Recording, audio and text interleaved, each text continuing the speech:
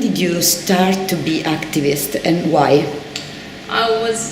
I began to be active when I was 16, and that was sort of prepared when I was still at school, and there was lots of preparations for people to go to the army. By legal law, Israelis need to go to by law, every Israeli needs to go to the army. And I and a group of other people my age refused to go to the army. Some of us went to jail, some of us didn't, but the point is we all refused for the same reason, which was because of the occupation, and from our point of view, being in the army is being part of the occupation and taking part of it. I mostly go to the West Bank every week. I'm in contact with Palestinians very regularly and talk with them also on the phone. Mostly what I do is go to demonstrations and also help prisoners, Palestinian prisoners which are in jail and were arrested normally or in a demo or at home while they were just sleeping at night.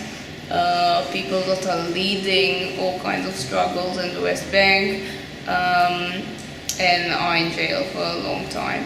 A lot of what I do is going and visiting Palestinians in jail, in contact with them, sending them and helping them with money, raising money for them, and just keeping in touch with them. I think it's very important, mostly because this is how you gain trust with people and show them that although I'm an Israeli, I live in Tel Aviv and live in what we can call a sort of bubble. I am still all the time in contact, and it's more than just going to a demonstration and getting tear gas and hearing bombing at the same time. It's just all the time being in contact with them, and I think it's a very, very important point for sort of not finishing the occupation, but at least using what we have for now.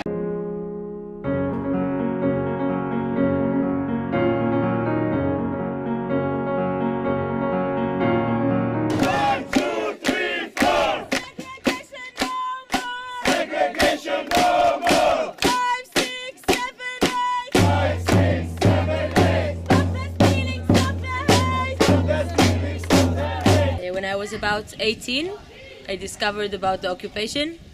It's crazy, you can go. I was a very curious girl, and until I was 17, something like that, I didn't even know what the occupation meant. I didn't really choose it. I saw it, I saw what's going on, and I had to respond. It wasn't like a choice, oh, today I'm going to go and be with the Palestinians and no longer be an Israeli.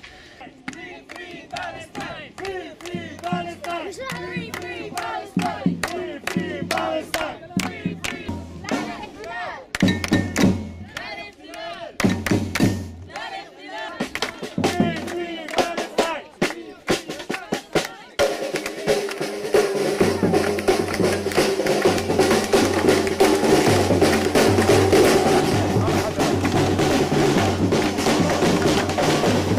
Of friends, yeah, mainly because you get to a point where if you have to choose, you're not going to talk politics with this person, or you are, and you're going to lose them as a friend, because sometimes they say things that are so outrageous that I can't deal with it.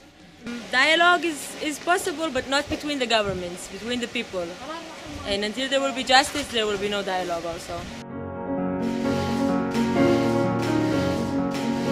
Our project researches and tries to learn how the economy of the occupation works. What happens is usually left-wing organizations that are acting against the occupation usually targets the Israeli government, the military, the border police, the factors that you see on the ground breaking the international law and hurting the Palestinian population. Another factor that usually people regard is the settlers and the settlements themselves. but a whole different spectrum of the occupation is being left aside, and this is the economical sector and the industries that profit from the Israeli presence in the occupied Palestinian territories. And what we learned is that the occupation is not only it's not only an ideological point of view of the religious right wing in Israel, it's also involving very strong economical interests.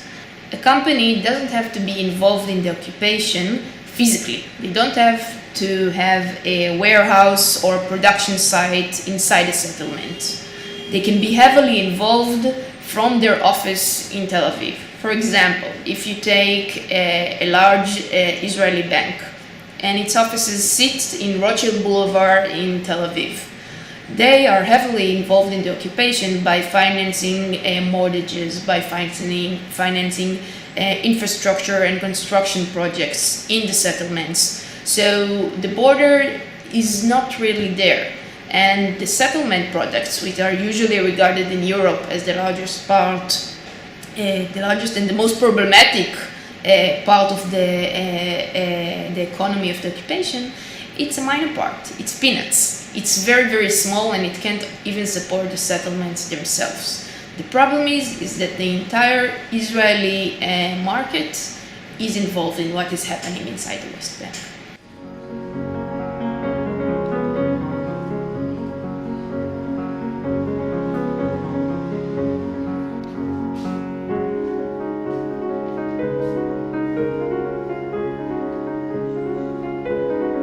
We work together, Palestinian and Israeli women, in a very stressful environment. So it's a very special experience because you feel constantly under pressure from the outside, and this pressure and the whole conflict and many aspects of it are blending into our daily life, both personally and professionally.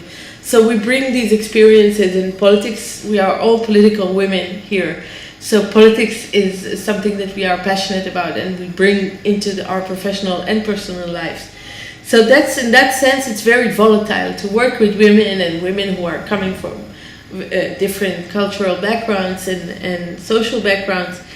I would never give up this type of work environment and the possibility to work together when you have when you feel that you have the same vision for ending injustice and particularly the occupation.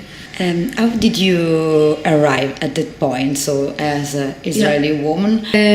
Well, I'm not very young, so this has been a very, very long process, and I can say that really from a very early age, I thought that the truth that are told and taught to me at school are not as solid as they might seem.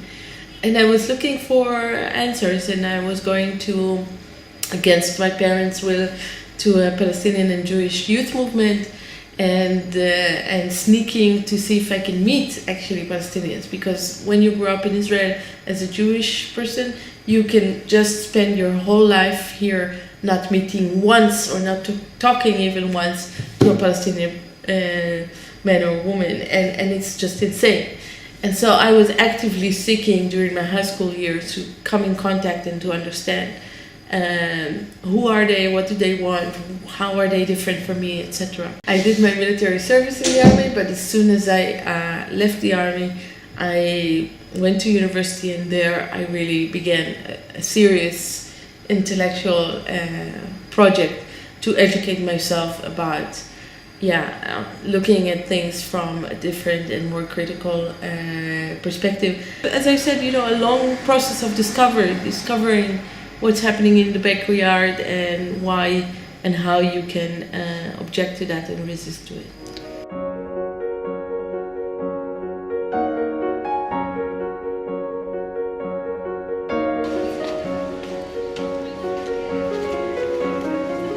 Our organization is called Physicians for Human Rights. Basically, it was established by Israeli doctors and we have been working for more than 25 years on protecting the rights of the Palestinians under occupation, focusing on the right to health.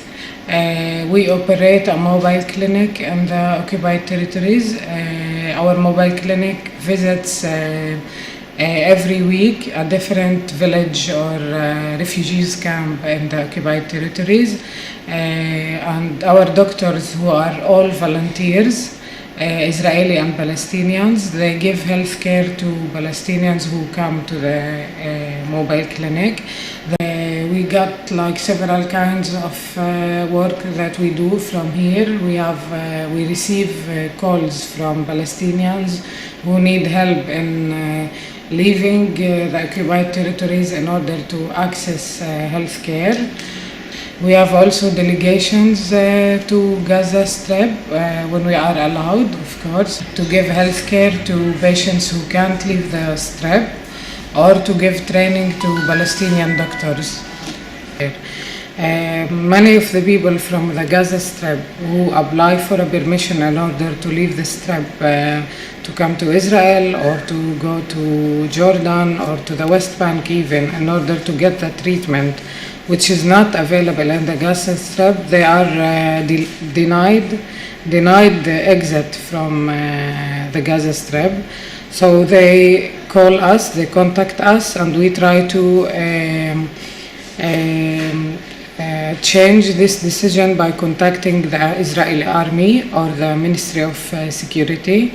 So we have a case right now of someone who is really young. He's like 27 years old, and he has been suffering from a very rare disease for the last 7 years.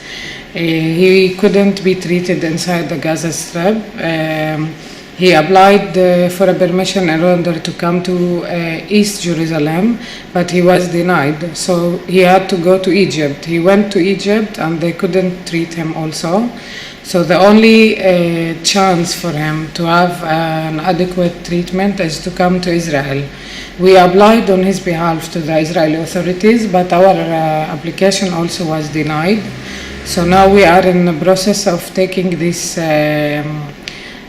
case to the court, to the Israeli court, in order to get a permission for him to leave the Gaza Strip and have the treatment that he has been waiting for so many times.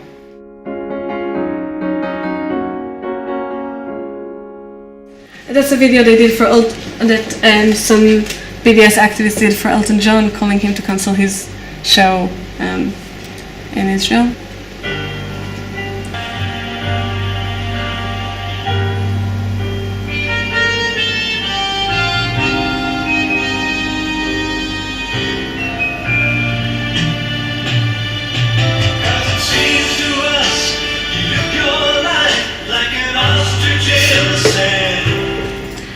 Boycott from Within is a group of Israeli activists, mainly Israeli, all citizens and residents, who endorse and support the Palestinian call for boycott, divestment and sanctions against Israel until it complies with Israeli law and with 3 Palestinian rights: return, freedom and equality.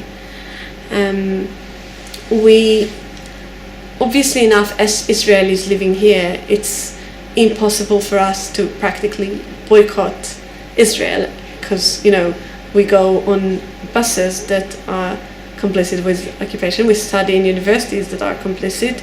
We do shopping in supermarkets that are complicit and so on. What we do is try to encourage other people and other groups all around the world and ask them to join the Palestinian call for BDS, whether it's by addressing artists that are meant to come and visit here and trying to persuade them to cancel their shows or to have them in a way that isn't complicit with the occupation. We now have a specific campaign targeting Red Hot Chili Peppers. We had campaigns targeting other artists. Some of them were more successful, some of them were less so.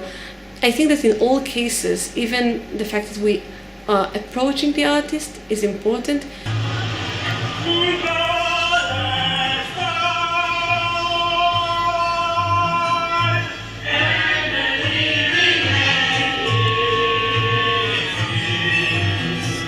we did for Cape Town Opera, they came to play Porgy and Bess in Tel Aviv.